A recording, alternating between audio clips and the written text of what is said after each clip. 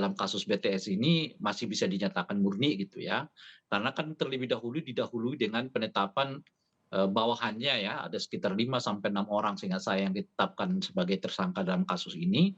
Lalu begitu lama, hampir sekitar memakan 2 sampai 3 bulan, sampai Mhm. kemudian ada penetapan kepada Pak, apa namanya itu, Pak, Plate ya.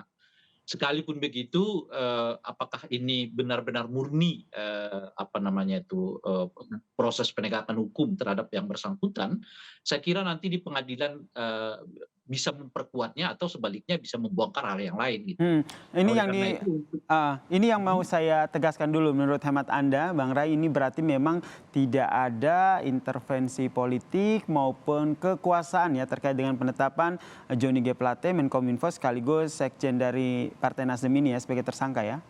iya kalau dilihat dari prosesnya dilihat dari prosesnya ya, ini masih proses yang kelihatan logik lah ya, dimulai Mhm. dari bawah, naik naik naik sampai kemudian ke Pak Plate gitu. Oke, kemudian apakah, tentu saja kalau kita lihat penetapan, Johnny G. Plate, tidak bisa kita lepas begitu keterkaitan dengan dinamika politik yang terjadi saat ini. Anda Mhm. membacanya atau jika dikaitkan itu Anda membacanya seperti apa? Itulah yang makanya sekalipun kelihatan Pak Surya Paloh mengatakan bahwa tidak ada intervensi baik itu, pemerintah maupun politik ya, maupun kekuasaan gitu, tetapi kita tahu betul beliau tidak bisa menyembunyikan juga perasaan kecewa. Kecewa ini menurut saya bisa jadi pada 2 hal ya. Pertama tentu kepada individu Pak Joni sendiri, kalau benar-benar kasus Mhm. ini murni adalah bagian penegakan hukum, mengapa sampai harus melibatkan beliau sebagai sekjen Nasdem gitu. Tapi boleh juga kecewa secara politik karena, apa namanya, Pak Surya Paloh atau Nasdem masih berada dalam lingkaran Pak Jokowi gitu ya, koalisi, sementara yang melakukan proses penegakan hukum ini adalah lembaga kejaksaan yang benar-benar di bawah kekuasaan Pak Jokowi gitu. Jadi mungkin ada 2 kekecewaan dalam konteks itu gitu, apakah nggak bisa ditunda ya, jangan sampai, sekarang mungkin kapan waktu yang lain, nah seterusnya seterusnya itu gitu. Mhm. Dan lebih kuat lagi karena, apa namanya, penetapan ini berhembus seiring dengan makin kuatnya Mhm. semacam ketegangan antara Pak Surya Paloh dengan, Pak Jokowi. Saya kira juga perhatian publik Mhm yang mhm. tinggi terhadap kasus ini, Mhm.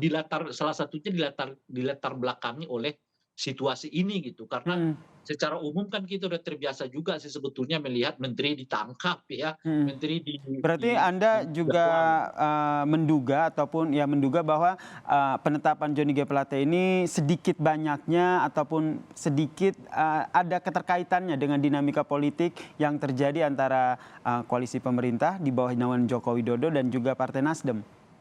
Kalau itu menurut saya nggak bisa dihilangkan. Tidak bisa Karena dihilangkan ya? Oke.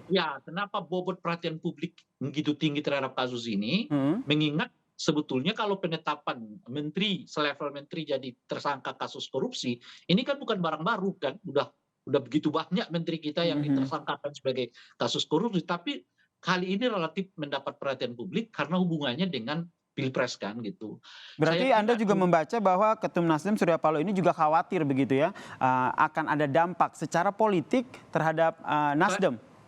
Saya kira, dampak itu tidak berada pada aspek yang memang, memilih Nasdem setelah, Anies ditetapkan sebagai tersangka. Jadi kita ibaratkan begini, oh sorry, Johnny G. Plate maksudnya? Anies ditetapkan sebagai capres oleh Nasdem, itu Oke. maksud saya ya.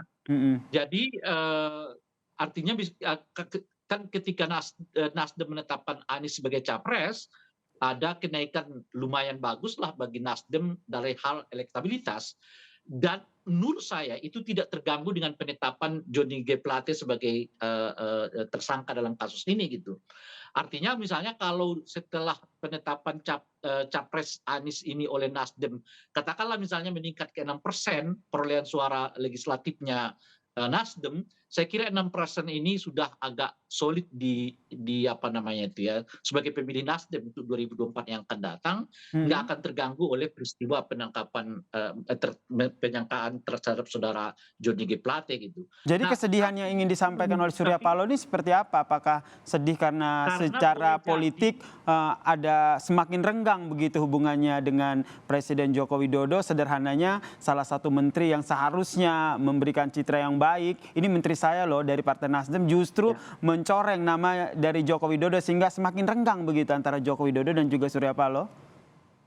ya itu salah satunya. Tapi hal yang lain itu adalah soal kemungkinan orang yang masih belum menentukan pilihan itu kemungkinan agak sulit lagi masuk ke Nasdem.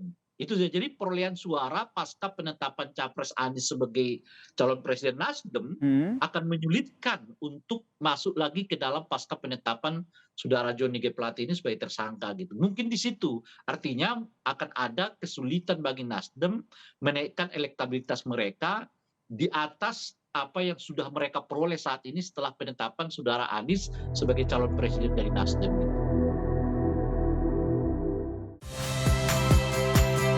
Saya Masyister Tarigan. Saksikan program-program Kompas TV melalui siaran digital, pay TV, dan media streaming lainnya. Kompas TV, independen, terpercaya.